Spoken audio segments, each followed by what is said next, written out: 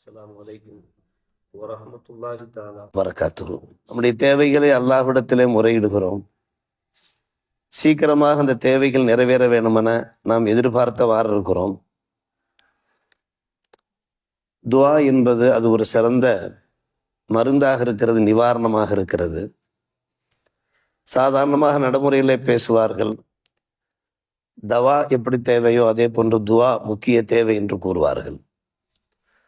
வைத்தியர்களிடத்திலே சென்று நாம் ட்ரீட்மெண்ட் எடுத்துக்கொள்கிறோம், சிகிச்சை எடுத்துக்கொள்கிறோம்.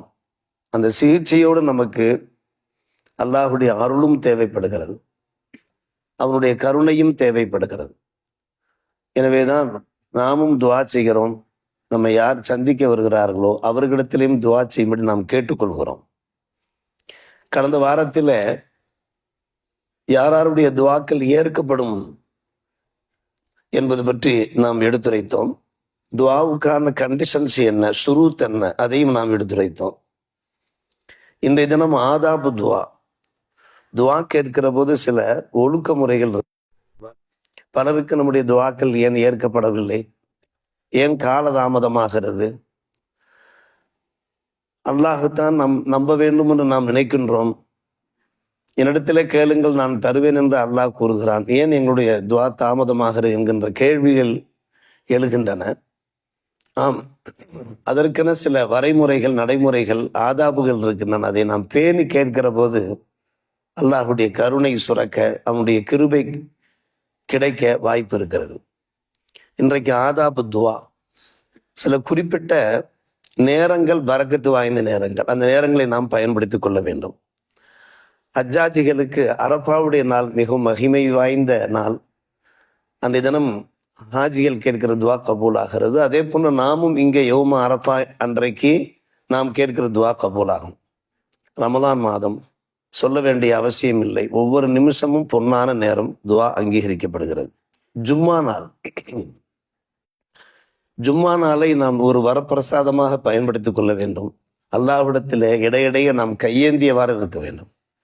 பள்ளிக்கு வந்தால் மட்டுமன்று, வீட்டில் இருக்கிற போதும் கூட, அல்லது நாம் பிரயாணப்பட்டு கொண்டிருக்கிற போதும் கூட அவ்வப்போது கையேந்தி, யா அல்லாஹ் இன்றைக்கு ஒரு முபாரக்கான நாள், துஆ ஏற்கப்படுகிற நாள், என் தேவைகளை பூர்த்தி செய் என்கிற நினைப்பு மாறி மாறி வந்து கொண்டே இருக்க வேண்டும்.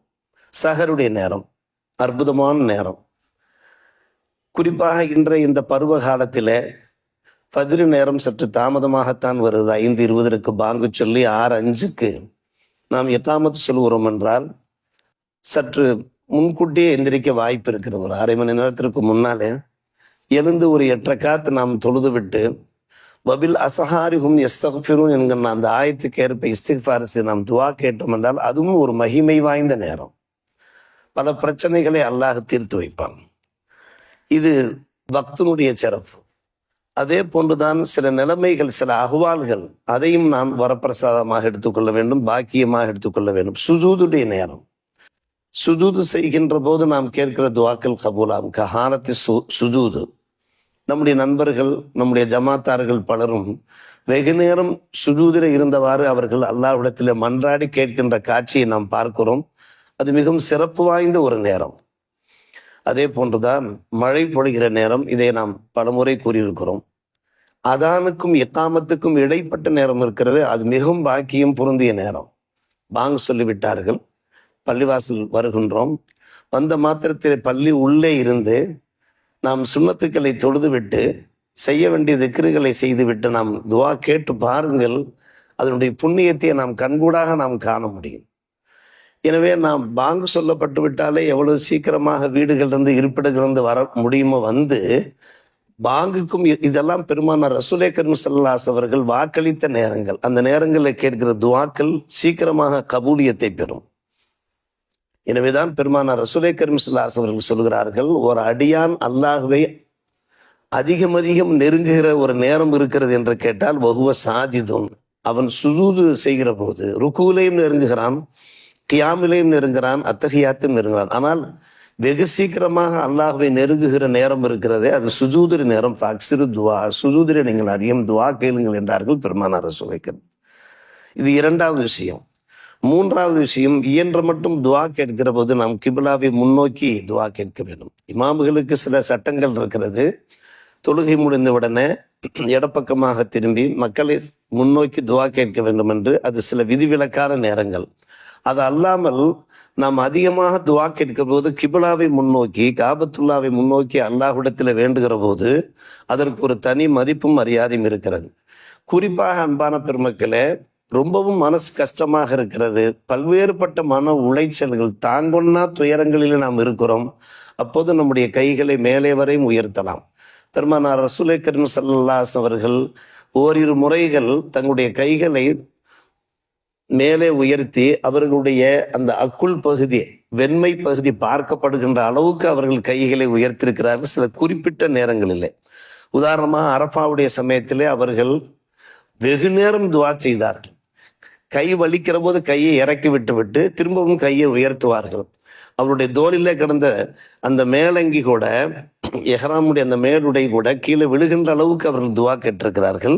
அப்போது அவருடைய அக்குள் பார்க்கப்படுகின்ற அளவு கேட்டிருக்கிறார்கள். அதே போன்றுதான் ஒரு முறை மழைக்காக துவா கேட்கிற போது ஹதீஸ் கிதாபுல்ல பார்க்கிறோம், கைகளை மேலே உயர்த்தி அவருடைய அக்குள் பகுதி வெளியே தெரிகிற அளவுக்கு கேட்டிருக்கிறார். அதே போன்று அடுத்து துவாவுடைய ஒழுக்கமுறை என்னவென்று கேட்டால், நாம் அதிகம் சப்தம் போட்டும் துவா கேட்க வேண்டியதில்லை, மெல்லிய குரலிலே நாம் கேட்கலாம். காரணம், அல்லாஹ் நமக்கு அருகே தான் இருக்கிறான். பிடரி நரம்பை விட அருகே இருக்கிற காரணத்தினாலே சப்தமிட்டு நாம் துவா கேட்க வேண்டிய அவசியம் இல்லை.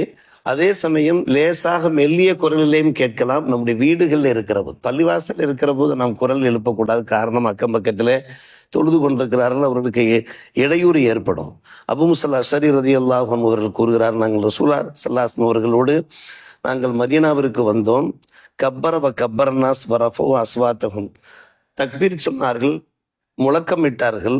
பெருமானார் ஸல்லல்லாஹு அலைஹி வஸல்லம் சொன்னார்கள், யா ஐயுஹன்னாஸ், மக்களே, இன்னல்லதி ததுஊன, நீங்கள் யாரிடத்திலே துவா கேட்கிறீர்கள், லைஸ பி அஸம், அவன் ஒன்றும் செவடன் கிடையாது, வலா காயிப், அவன் வெகு தூரத்தில் ஒன்றும் கிடையாது. இன்னல்லதி ததுஊன பைனக்கும், நீங்கள் யாரிடத்திலே துவா கேட்கிறீர்களோ அவன் உங்களுக்கு பக்கத்தில் தான் இருக்கிறான். ஏன் இப்படி குரல் எழுப்புகிறீர்கள், ஏன் உங்களுடைய சத்தத்தை அதிகப்படுத்துகிறீர்கள்? முஸ்லிம்களுடைய கலாச்சாரமும் இல்லை.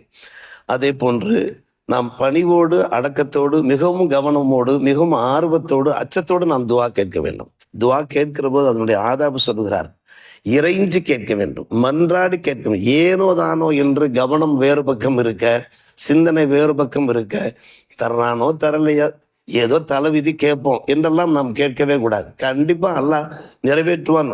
அதே அல்லாஹ் சொல்கிறான், இன்னகும் கானு யுசாரிஊன ஃபில் கைராத் வயதுஊன ரகபம் வரஹபா. அல்லாஹ் சொல்கிறான், அந்த நன்மக்கள் இருக்கிறார்களே, துவா கேட்கிற போது ஒரு பக்கம் அல்லாஹ் கண்டிப்பாக நிறைவேற்றுவான் என்கின்ற அந்த ஆர்வம் இருக்கும், மறுபக்கம் அச்சமும் இருக்கும். என்ன அச்சம்? நாம் செய்கிற பாவங்கள் காரணமாக எங்கே அல்லாஹ் நம்மை தண்டித்து விடுவானோ, துவாக்களை ஏற்காமல் போய்விடுவானோ என்கிற அச்சத்தோடு கேட்கிற போது அல்லாஹ்வுடைய கருணையை, அப்படியானால் நம்மை இவன் அஞ்சுகிறான், நம் மீது இவன் ஆர்வம் கொள்ளுகிறான், எனவே நாம் இவனுடைய கோரிக்கைகளை நிறைவேற்ற வேண்டும் என்கின்ற அந்த அந்த இறைவனுடைய முடிவு கிடைத்து விடுகிறது. இது பற்றி தான் அல்லாஹ் பேசுறது, இன்னமும் கானு யுசாரிஊன ஃபில் கைராத்தி வயதூன ரகபம் வரஹபா வ கானூனா ஹாஷியின், முழுக்க நம்மை அவர்கள் அஞ்சக்கூடியவர்களாக ஆகிவிட்டார்கள்.